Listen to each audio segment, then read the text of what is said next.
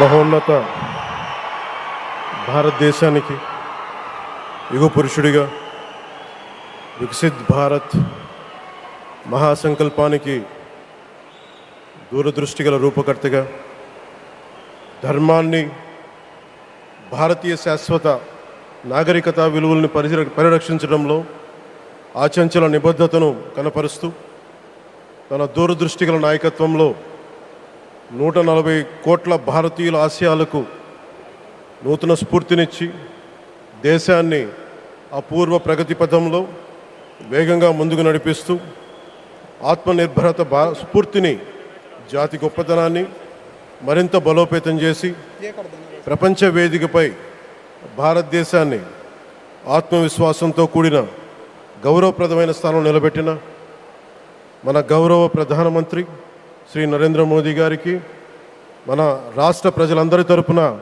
హృదయపూర్వక అభినందనలు తెలియజేస్తున్నాను. వేదిక పైన ఆసీనులైన honourable governor of Andhra Pradesh Shri Abdul Nazeer గారికి, విజనరీ లీడర్ శ్రీ గౌరవ ముఖ్యమంత్రి శ్రీ నారా చంద్రబాబు నాయుడు గారికి, honourable union minister civil aviation Kinjarapu Rammohan Naidu గారికి, honourable governor of Goa Shri Pusapati Ashok Gajapati Raju గారికి, గౌరవ కేంద్ర మంత్రి వర్యులందరికీ, సోదర సమానులు శ్రీ నారా లోకేష్ గారికి, ఈ కార్యక్రమానికి విచ్చేసిన గౌరవ మంత్రివర్యులు, పార్లమెంట్ సభ్యులు, శాసనమండలి సభ్యులు, శాసనసభ్యులు, విశిష్ట అతిథులు, ప్రజాప్రతినిధులు, ప్రభుత్వ అధికారులు, మీడియా మిత్రులకి అందరికీ, భారీ సంఖ్యలో విచ్చేసిన ప్రజలందరికీ, అలాగే ఈ వేడుకను వివిధ మాధ్యమాల ద్వారా వీక్షిస్తున్న ఆంధ్రప్రదేశ్ ప్రజలందరికీ, దేశ విదేశాల్లో ఉన్న భారతీయులందరికీ నా హృదయపూర్వక నమస్కారాలు తెలియజేస్తాను. ఈ నేల బానిసగా ఉండదు, ఈ జాతి ఎవరికి తల వంచదని సవాల్ విసిరిన అసామాన్య విప్లవ వీరుడు అల్లూరి సీతారామరాజు గారు. ఆయన పేరు మన ఎయిర్పోర్ట్కి పెట్టడం చాలా చాలా స్ఫూర్తిదాయకం. As we dedicate this airport to the people, one thought comes to my mind: Alluri స్ఫూర్తి రెక్కలపై ప్రపంచాన్ని చేరే Andhra Pradesh. Rooted in Alluri's ideals and driven by the aspirations of our people, Andhra Pradesh is ready to soar to greater heights. ఈరోజు మన గౌరవ ప్రధానమంత్రి శ్రీ నరేంద్ర మోదీ గారి చేతుల మీదుగా అల్లూరి సీతారామరాజు అంతర్జాతీయ విమానాశ్రయానికి, జాతికి దీనిని అంకితం చేయటం ఆంధ్రప్రదేశ్ అభివృద్ధి ప్రస్థానంలో ఒక నూతన అధ్యాయానికి నాంది పలుకుతుంది. మోదీ గారి నాయకత్వంలో ఈరోజు 17,435 కోట్ల విలువైన అభివృద్ధి కార్యక్రమాలు ప్రజలకి అంకితం కావడం, అలాగే national highway projects, energy infrastructure ప్రాజెక్టులో ప్రారంభోత్సవాలు, శంకుస్థాపనలు జరగడం మన రాష్ట్ర అభివృద్ధిలో చాలా కీలకమైన ఘట్టం. ఈ ప్రాజెక్ట్స్ కనెక్టివిటీని బలోపేతం చేయడం కాదు, ఎనర్జీ సెక్యూరిటీని పెంచి ఇండస్ట్రియల్ గ్రోత్స్కి మరింత వేగాన్ని అందించి, యువతకి ఉపాధి అవకాశాలు మెరుగుపరిచి ఆంధ్రప్రదేశ్ని మరింత వేగంగా అభివృద్ధి పదంలో ముందుకు నడిపిస్తాయి. ఒక దేశం కేవలం ప్రకటనలతో అభివృద్ధి చెందదు, ప్రజల కళల సాకారం అయ్యే మౌలిక సదుపాయాలతో అభివృద్ధి చెందుతుంది. So honourable Modiji, your vision of Viksit Bharat and Atmanirbhar Bharat is transforming the nation across every sector, from highways to railways, from ports to airports, from digital infrastructure to defense, manufacturing and renewable energy. చరిత్ర కేవలం మన నిర్మించిన కట్టడాలను మాత్రమే గుర్తుంచుకోదు, వాటి ద్వారా నిర్మితమైన భవిష్యత్తుని గుర్తుంచుకుంటుంది. ఈ విషయం మీ నాయకత్వంలో ఆంధ్రప్రదేశ్కి లభిస్తున్న అభివృద్ధిలో చాలా చాలా స్పష్టంగా కనిపిస్తూ ఉంది.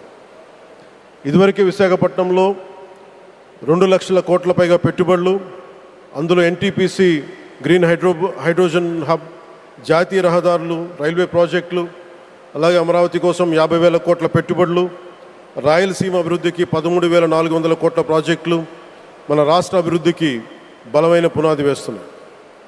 South Coast railway zone at Visakhapatnam ఏర్పాటు ద్వారా ఆంధ్రప్రదేశ్ ప్రజల చిరకాల ఆకాంక్షను సాకారం చేస్తుంది. ఈ కార్యక్రమాలు మరిన్ని పెట్టుబడులు ఆకర్షించడంతో పాటు ప్రత్యక్షంగా పరోక్షంగా 20 లక్షల పైగా ఉపాధి అవకాశాలను సృష్టించి స్టేట్ ఇన్ఫ్రాస్ట్రక్చర్ని మరింత బలోపేతం చేస్తూ ఆర్థికాభివృద్ధికి మరింత బలాన్ని అందిస్తున్నాయి. అలాగే గౌరవ చంద్రబాబు నాయుడు గారి నాయకత్వంలో, ఆయన మార్గదర్శకత్వంలో, వారి నాయకత్వంలో ఆంధ్రప్రదేశ్ దేశంలోని అగ్రగామి రాష్ట్రంగా అవతరిస్తూ ఉంది. ప్రత్యేకించి ఈ విమానాశ్రయానికి అల్లూరి సీతారామరాజు గారి పేరు పెట్టడం ఆ మహావీరుడికి నివాళి మాత్రమే కాదు, ఆయన ఆశయాలను, ఆయన స్ఫూర్తిని భావితరాలకు అందించే చాలా చాలా గొప్ప నిర్ణయం. జి మల్లికార్జునరావు గారు, జిఎంఆర్, అందరూ ప్రేమగా పిలుచుకున్న జిఎంఆర్ గారు, వారు దీన్ని కట్టడం, శ్రీకాకుళం జిల్లా నుంచి వచ్చి, రాజాం నుంచి వచ్చి శ్రీకాకుళం వెనుకబాటుతనానికి ఆయన కృషిని ట్రస్టుల ద్వారా అందిస్తూ ఆయన నేతృత్వంలో, ఆయన నాయకత్వంలో ఎయిర్పోర్ట్ నిర్మించడం మనందరికీ చాలా చాలా గర్వకారణం. ఈ సందర్భంగా మనందరం ఒక నిర్ణయం తీసుకోవాలి. పండ్లున్న చెట్టుకే రాళ్ళు వేస్తారంటారు. కష్టపడే కుటుంబ సభ్యుడు, తండ్రి కావచ్చు, పెద్ద కొడుకు కావచ్చు, అందరూ అతని మీద పడతారు.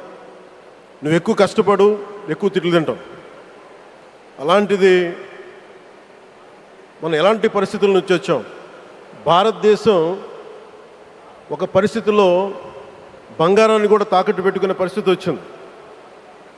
అలాంటి పరిస్థితుల నుంచి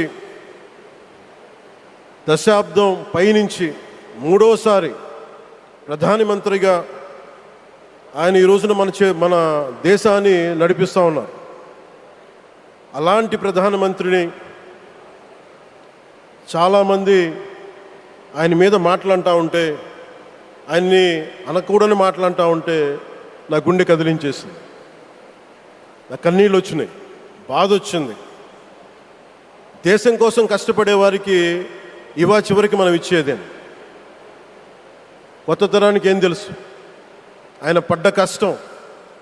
ఒక్కరోజు కూడా సెలవు తీసుకోలేదు మన ప్రధానమంత్రి గారు. ఈరోజు పెట్టుబడులు వస్తున్నాయి మనకి, ఒక్కరోజు కూడా సెలవు తీసుకోలేదు. శత్రు దేశాలు, మన అభివృద్ధికి ఈర్ష్యపడే పశ్చిమ దేశాలు, వీటన్నిటినీ తట్టుకొని ఒకవైపు విదేశాల్లో ఉండే శత్రువులతో పోరాడాలి, దేశాన్ని అభివృద్ధి పదంలో తీసుకెళ్దామంటే అంతర్గత శత్రువులతో పోరాడాలి. అలాంటి వ్యక్తికి మనం ఇవ్వగలిగేది కేవలం మేమున్నాం మీ వెంట, మీ మీద మాట పడితే అది మా మీద పడ్డట్టే, అదే మనం వారికి ఇవ్వాల్సింది. నిజంగా ఆయన జంతర్ మంత్రులు అన్ని మాట్లాడుతూ ఉంటే నేను ఈ రోజున ప్రధానమంత్రి గారికి ఒకటే ఇస్తున్నాను, మిమ్మల్ని కొట్టే నాయకుడు లేడు ఈ భారతదేశంలో,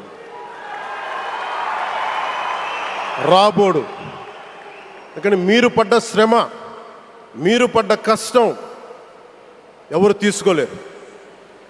ఎన్ని బాధలు పడ్డా, ఎన్ని దెబ్బలు తిన్నా ఈరోజు మనం గర్వంగా చెప్పుకుంటున్నాం. మన ఉత్తరాంధ్రకి ఎయిర్పోర్ట్లు వచ్చినాయి, ఇన్ని లక్షల పెట్టుబడులు వచ్చింది ఆంధ్రప్రదేశ్కి. కానీ ఇవన్నీ తట్టుకొని చెయ్యాలి అంటే 144 కోట్ల తాలూకు ప్రజల ఆకాంక్షల్ని ఎంతోమంది వెనక్కి లాగుతున్నా, ఒకళ్ళు ముందుకు తీసుకెళ్లాలంటే ఎంతమంది తిడుతున్నా, విమర్శిస్తున్నా తీసుకెళ్తున్నారంటే ఒకే ఒక్క నాయకుడు, ప్రధానమంత్రి శ్రీ నరేంద్ర మోదీ గారు. నేను ఎందుకు తపన పడ్డాను, నేను అలయన్స్ కోసం ఎందుకు తపన పడ్డాను, మీ నాయకత్వం మాకు కావాలి ఎందుకు తపన పడ్డానంటే, ఈరోజు ఎయిర్పోర్ట్ ఆపేశారు. ఒక చిన్నపాటి ఎర్ర బస్సు కూడా రాని చోట ఎయిర్పోర్ట్ అవసరం లేదన్న వ్యక్తులకి సమాధానం ఇదే. ఇన్ని వేల మందికి ఇన్ని వేల కోట్ల పెట్టుబడి వచ్చింది అంటే ఆశీస్సులు కావాలంటే, దేశం కోసం నిలబడే నాయకుడికి మన అండగా ఉంటే ఏం జరుగుద్ది అంటానికే ఈ భోగాపురం ఎయిర్పోర్ట్ ఈరోజు ప్రారంభోత్సవం నిలువెత్తు నిదర్శనం. ముఖ్యంగా 25 సంవత్సరాలు లోబడి ఉన్న పిల్లలు ఉన్న ప్రతి ఒక్కరికి కూడా నేను ఈ సందర్భంగా తెలియజేస్తున్నాను, పిల్లల్ని సరైన దారిలో పెట్టడం, సరైన సంస్కారాలు నేర్పించడం చాలా చాలా అవసరం. ఈరోజు పొద్దున్నే ప్రధానమంత్రి గారి స్టేట్మెంట్ చూశాను. ఆయన తిట్టిన ఎన్ని దూషించారో వారిని కూడా పెద్ద మనసుతోటి క్షమించారు ఆయన. అలాంటి ప్రధానమంత్రి గారికి మీ పాదాలకు నేను నమస్కారం తెలియజేస్తున్నాను. నిజంగా మీ ఉన్నతి, మీ ఔన్నత్యం ఈరోజు చాలా చాలా స్ఫూర్తిదాయకం. భారతదేశం మీ అందరికీ కూడా, ప్రజలందరికీ కూడా, ఆంధ్రప్రదేశ్ ప్రజలందరికీ కూడా, దేశ ప్రజలందరికీ కూడా ఒక నాయకుడి కష్టాన్ని మనం వెంటనే గుర్తించలేం. ఆయన ఎంత తపన పడుతున్నారు. ఒక కుటుంబాన్ని నడపడం ఎంత కష్టపడుతున్నాం. 140 కోట్ల మంది ప్రజలు నడపడం ఎంత ఆషామాషి వ్యవహారం కాదు. ముందుకు తీసుకెళ్లే నాయకుడికి తెలుస్తుంది. అలాంటి వ్యక్తికి మనం ఏమి ఇవ్వగలం. దేశాన్ని నడిపించడం అంటే రామకార్యం లాంటిది. హనుమంతుడు లంకకు లంఘించినప్పుడు అనేక అవాంతరాలు వచ్చినాయి, అనేక అడ్డంకులు వచ్చినాయి. రామకార్యం చాలా గొప్పది. అలాగే ఈరోజు ప్రధానమంత్రి గారు దేశాన్ని ముందుకు నడిపించేది బృహత్కార్యం, అది చాలా మహాకార్యం. అది అలాంటి వ్యక్తికి మనం ఇవ్వగలిగేది, హనుమంతుడికి మనం ఏమి ఇవ్వగలం? నువ్వెంత గొప్పగా లంఘించావు, ఎంత కష్టపడ్డావు. ఏ దేవతకైనా ఇవ్వాల్సిన స్తుతే. వాళ్ళు మన నుంచి ఏమి కోరుకోరు. ఒక తల్లిదండ్రులకి మనం ఏం కోరుకోరు.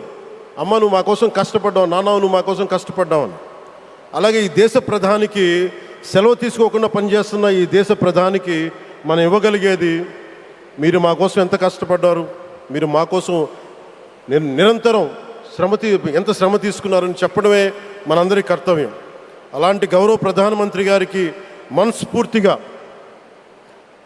మీరు అనుకున్నంత కాలం అధికారం మీరు వద్దంటే వదలాలి, కానీ అధికారం మీ చేతుల్లోనే ఉంటుంది. దానికి మేమందరం నిరంతర కృషి చేస్తామని తెలియజేసుకుంటూ, భారతమాత ముద్దుబిడ్డ మన ప్రధానమంత్రి నరేంద్ర మోదీ గారికి ధన్యవాదాలు తెలుపుకుంటూ, ఒక్కసారి ఆయనకి ఇవ్వగలిగేది భారత్ మాతకి జేజేలు చెప్పుకుంటూ సెలవు తీసుకున్నాను.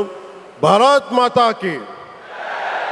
గౌరవ ప్రధానమంత్రి గారికి మరోమారు ధన్యవాదాలు తెలుపుకుంటూ, మీ ఆశీస్సులు మా అందరికీ కావాలి, రాష్ట్రానికి కావాలని తెలియజేసుకుని సెలవు తీసుకున్నాను. జై భారత్ అండ్ జై హింద్.